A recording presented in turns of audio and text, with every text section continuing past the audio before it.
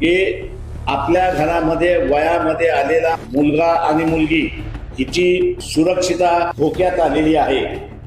मी हा सगळ्या मध्यमवर्गीयांना आवाहन करतोय की आपण सुद्धा मोठ्या संख्येने 23 तारखेला वयात येणाऱ्या आलेल्या मुला मुलींचं संरक्षण करण्यासाठी आपण सहभागी व्हा, हे आवाहन मी करतो।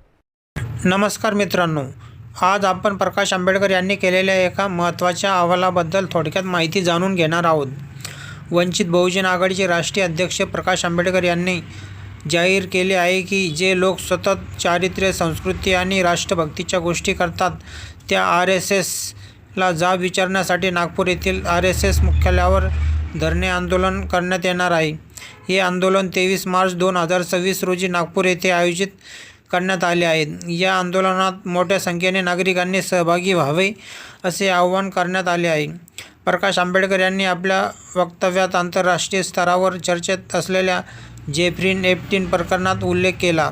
त्यांनी सांगितले की अशा प्रकारच्या घटना जगात घडू नयेत आहेत आणि भविष्यात भारतातही असे प्रकार घडू नयेत यासाठी समाजाने सतर्क राहणे गरजेचे आहे।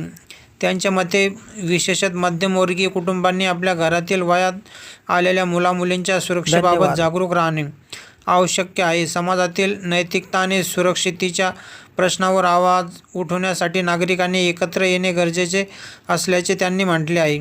म्हणूनच या मुद्द्यावर जनजागृती करण्यासाठी आणि प्रश्न उपस्थित करण्यासाठी 23 मार्च रोजी नागपूर येथील RSS मुख्यालयावर होणाऱ्या आंदोलनात मोठ्या संख्येने सहभागी व्हावे असे आवाहन त्यांनी केले आहे। मित्रांनो, याविषयी तुमचे मत काय आहे ते आम्हाला कमेंटमध्ये नक्की सांगा। आपण नवीन असाल तर व्हिडिओला लाईक करा, चॅनलला सबस्क्राईब करा। धन्यवाद। चला भेटूया पुढील व्हिडिओत।